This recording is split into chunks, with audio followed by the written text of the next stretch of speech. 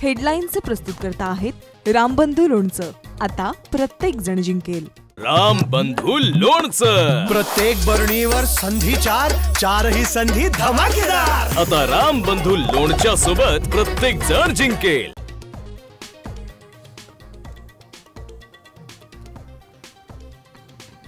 दुबार मतदार यादीत हिंदूच दिसतात, मुस्लिम दिसत नाहीत का? शेलारांचा राज ठाकरेंना सवाल.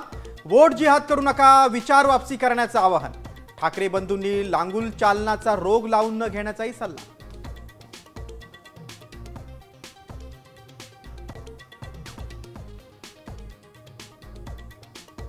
आशिष शेलारांचं धाडस कौतुकास्पद. त्यांनी नकळतपणे फडणवीसांना पप्पू ठरवलंय. उद्धव ठाकरेंचा टोला.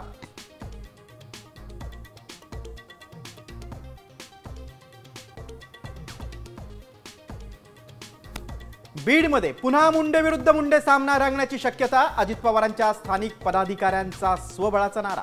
भाजप आणि राष्ट्रवादी आमने सामने येण्याची चिन्ह.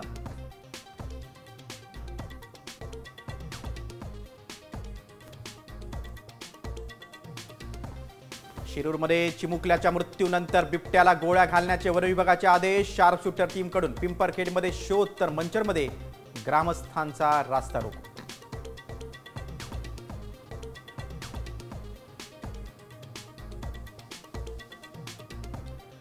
वकील असीम सरोदेंची सनद. 3 महिन्यांसाठी निलंबित. बार कौन्सिल ऑफ महाराष्ट्र आणि गोव्याचा सरोदेंना दणका.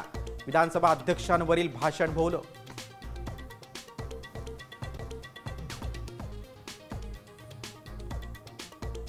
लाडक्या बहिणींना उद्यापासून ऑक्टोबरचा हप्ता मिळणार. 18 नोव्हेंबर पर्यंत ई-केवायसी करून घेण्याचं मंत्री अदिती तटकरेंचं आवाहन.